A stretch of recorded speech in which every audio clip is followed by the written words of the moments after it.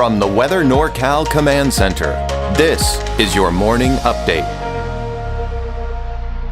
Ants Meats and Grocery is much more than a grocery store. We carry a full line of quality meats, local and organic vegetables, and a large variety of fish, Green Mountain Smart Control pellet grills, and a full deli case of sandwiches and side dishes. Well, good morning, everyone. Just want to remind you can share those photos just like Austin Grissom did here. This is a beautiful shot. Not exactly sure the location, but it's the cattle grazing in the sunset. I mean, just a beautiful shot. You get those nice silhouettes of those cattle just grazing. Some of them just kind of hanging out, not necessarily grazing, just kind of hanging out. And if you want to share your photos like that one, or fire photos, sunset, sunrise, your pets, the works, you can do that from the free Weather NorCal app on your iPhone and your Android. If you don't have the app, download it today for free. Just search for Weather NorCal and you'll be good to go. All right, let's take a look at Kruger's Quick Cast. Just kind of get you out the door, kind of get you through the forecast here in a real quick way, and then we'll go into more deep dive after this. But there's your out the door forecast here for today. Temperatures in the low 70s to start off the day, maybe a few clouds.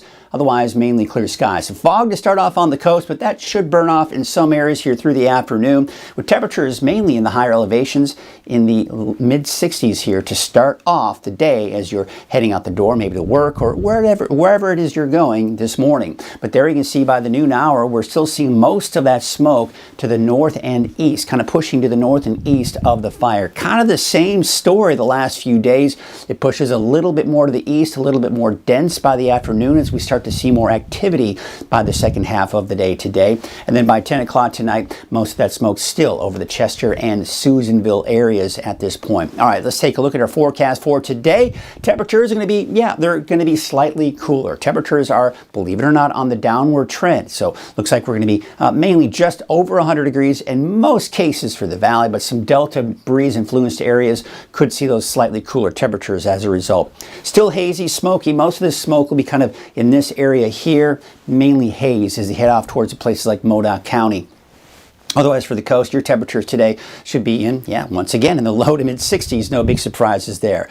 Taking a look at your 7-day outlook, and it's going to start off with the valley here, and that's going to basically just show that temperatures are going to be slowly dropping here over the next several days. Eventually, even for Redding, but everyone in the valley will be down into the 90s, low to mid-90s by the time we do get into around Monday through Wednesday of next week. So we've just got to get through the rest of this week and this weekend, and then we've got some cooler weather in store for us. The coast, of course, not cooler, just basically staying in the mid-60s, give or take, for the next 7 days. But even for the inland areas, Weaverville, you're seeing a nice dip in those temperatures as well. For Mount Shasta City, temperatures dropping down to the 80s by Sunday. Looks like El Turris in the 80s by Monday, mid-80s by next Tuesday, Wednesday, and there's Susanville dropping down to the upper 80s by Monday through Wednesday of next week. All right, let's take a look at our weather headlines as we get into the deeper dive forecast. We're also going to briefly talk about the fires as well, but we've got the typical summer heat that is going to stick around here for the rest of the week. We've got a slight dip in our temperatures this weekend, with even cooler temperatures you saw on that 7-day outlook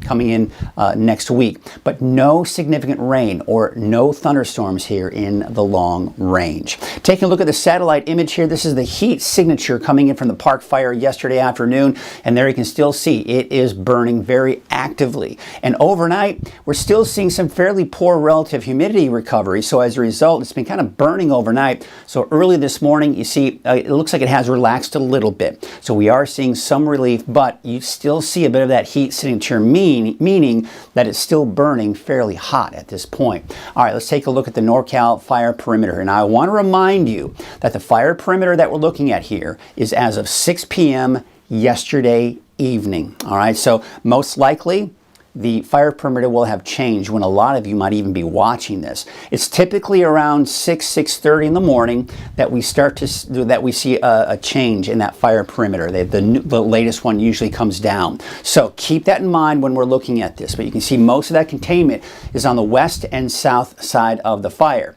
Now, I've got the areas of white kind of shading the outside areas. What we've seen throughout the week so far is here is the Mill Creek drainage right here. That is really where it's been burning. There's been plenty of fuels.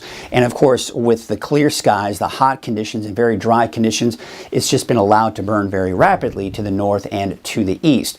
Now, of course, we've been watching it throughout the week progress closer to the communities of Mineral, Mill Creek, and not to mention out towards the Childs Meadows area as well. So you basically have this area here that is the area of concern. You've got Highway 172 here, Highway 89 over here, Highway 36. Right, from the north once it does meet Highway 89. But this is an area where there have been a lot of fire operations over the last few days, kind of around the 172 area down here as well. And you can see some of the firing operations that we did see yesterday from the crews, really helping to prevent it from hopping over side of Highway 89 and Highway 36. Obviously, it has hopped over Highway 172, but of course, you know, it's just one of those things where they're just doing the best that they can, right? Especially under the conditions that they're dealing with, hot, dry, plenty of fuels to deal with here. So you can take a look at Highway 172, just kind of a closer look. Here's Mineral. Now, as I was just looking at Google Maps, I did realize, and I apologize for this, that this is actually the Mill Creek Resort. So there are some structures here, and I believe some homes out in that area, so it's just kind of hugging that area right here. It's up here where you do have what's known as, I guess, Mill Creek proper, but you can still see that basically, again, here is the firing operations that we have right here. This is to help prevent this from going onto Highway 36. You can see that firing operation is right here on Highway 36, of course, then eventually on Highway 89, and then here's Highway 172. So once again, keep in mind, we are looking at a fire perimeter as of 6 p.m. yesterday evening. This will most likely have changed. Be sure to watch Coffee with Kruger this morning live at 7 a.m. where we'll have that latest fire perimeter for you, and we'll take a closer look at where that is. All right, here's the Mill fire up to 94% containment now, and great news overnight. I got a report that the Shelley fire is now 100% contained. So we probably won't even need to show you this anymore either.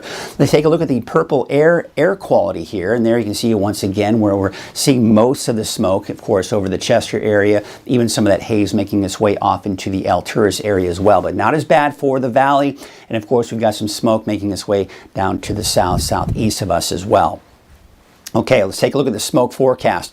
And again, we saw earlier where that smoke is going here through, of course, today. We're going to take you to tomorrow as well. It's going to be kind of a rinse-repeat type of situation. The smoke kind of settles a little bit as we go into the early morning hours on Friday. And then again, it starts to kind of push to the east, northeast here throughout the day on Friday, mostly impacting Chester and Susanville. Again, that rinse and repeat situation here.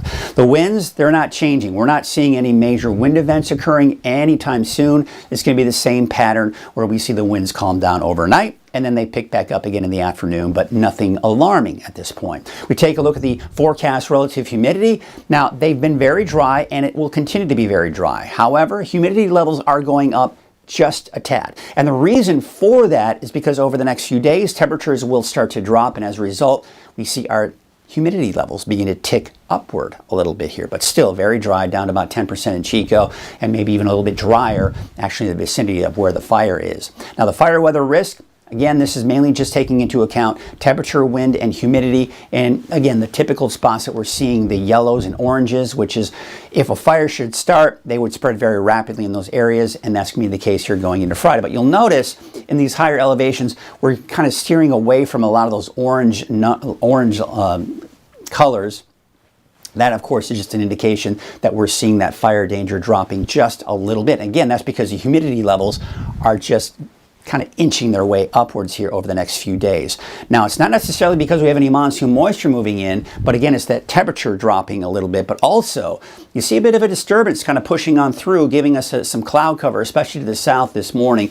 This area of low pressure is kind of helping to kind of push some of that moisture on in. So that's the reason why we're seeing some of the clouds that we saw yesterday, and we'll most likely even see a little bit here for today, especially this morning. It kind of pushes off to the north and east, a few clouds. Meanwhile, along the coast, we're still seeing that dense fog in some areas here throughout a good portion of the day, and then taking you to Friday morning, still that fog along the coast. Friday afternoon. Maybe some afternoon cumulus clouds picking up. There is some indication that maybe there could be a stray thunderstorm for parts of Siskiyou County on Friday. For now, I'm not putting it in the forecast. Certainly something I'll be watching closely. Futurecast not picking up on it, but as I mentioned, some forecast models are picking up on maybe a little bit of instability here in this area right here. But at this point, just in the form of some afternoon cumulus clouds. In the meantime, again, still looking at that fog out along the coast. All right, let's go and take a look at what we've got going on right now with the Futurecast long range. The monsoon moisture staying off to our east. And as long as that stays to our east, our chances for showers and thunderstorms are going to be much slimmer. Now, as we begin to see the cooler air begin to move in, we could be looking at the potential in parts of early next week for maybe a pop-up shower or thunderstorm, especially out towards, say, Siskiyou County, Modoc County, but at this point I'm not putting in the forecast just yet.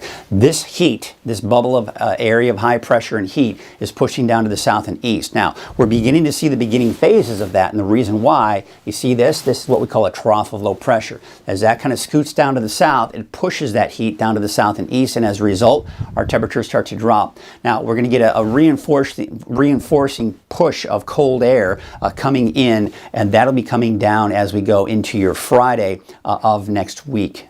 So that is what we're looking at here as we go through next week. The main pocket of cooler air is here, but we're going to see it kind of this trough again through next week. Cooler air kind of pulling down southward, and this allows our temperatures to drop significantly. In fact, we take a look at our 10-day trend for Redding. Again, we're seeing just temperatures ticking downward through at least the first half of the weekend. We finally dropped below 100 degrees by Sunday in Redding, and then there it is. We're staying below. Now, the normal high at this point has reached 99, so the normal high is 99 degrees, but it looks like we're going to drop below that in the low to mid, even some upper 90s here through a good portion of next week into that next weekend. So that is a big major help when we're talking about the firefighting efforts, because as the temperatures drop, as I mentioned, the humidity levels go up a little bit as well. That is significant when it comes to fighting fires. But check this out. Taking a look at the Climate Prediction Center long range, there you can see we're actually in a pocket of what's considered to be cooler than normal temperatures for this time of the year. And that's essentially what we're looking at in the long range. Of course, you saw that in the 10-day outlook. But what we're seeing here for your wave heights, once again, it's kind of status quo, just not much change here going over the next couple of days. So when we look at our marine forecast, really not talking about any kind of small craft advisory or anything of that nature. However, there's going to be some patchy dense fog, especially in the morning. Some of that dissipating by the afternoon with your winds from the northwest at about 5 to 10 knots. All right, so here's your detailed neighborhood forecast. And of course, this is looking at Trinity County. Those temperatures today still fairly hot, but we're down to the low 90s by the time you get in early next week. So again, that's the trend for almost everyone, with the exception of the coast, obviously. Basically in the mid 60s, give or take, depending on where you are on the coast. But that's the pattern there, right? But everywhere else, the main trend is going to be significantly cooler weather by the time we do get into early next week. That's also the case for Siskiyou County. But today, yeah, it's still hot. A high of 102 degrees for Happy Camp. But then you head out towards Mount Shasta, a high of 94 today, but down into the 80s by Sunday, mid-80s by early next week. Your Modoc County neighborhood forecast temperatures mainly in the low to mid-90s today. A bit hazy out there for the next few days. And really, that'll probably extend into the weekend as well. But there you can see 80s by Monday, mid-80s by Tuesday, Wednesday. Your Eastern Mountains neighborhood forecast temperatures in the mid to upper 90s, but cooler out in Viola with about 85 degrees. Fall River Mills about 92 degrees. The Second-Year Valley neighborhood forecast temperatures kind of hovering in the right around 100 degrees here for, say, Corning southward. Upper 90s to about 100 degrees here. But then as you head northward, yes, we're over 100. 103 for Redding, 103 for the city of Shasta Lake and Red Bluff, a high of about 102 degrees. So we look at that 7-day outlook for Redding. Temperatures eventually dropping below 100 degrees by Sunday. Monday, Tuesday, and Wednesday, temperatures should drop down in the low to mid 90s. Once again, that is significant. That should help a little bit, at least, in those firefighting efforts. Have yourselves a great morning. We'll see you right here around noon for your afternoon update. At Wind River Resort and Casino, we like to celebrate life's little moments. Oh, and the big ones too. Because around here, when you're completely in the moment, that's when the magic happens. Come in and find your moment at Wind River Resort and Casino.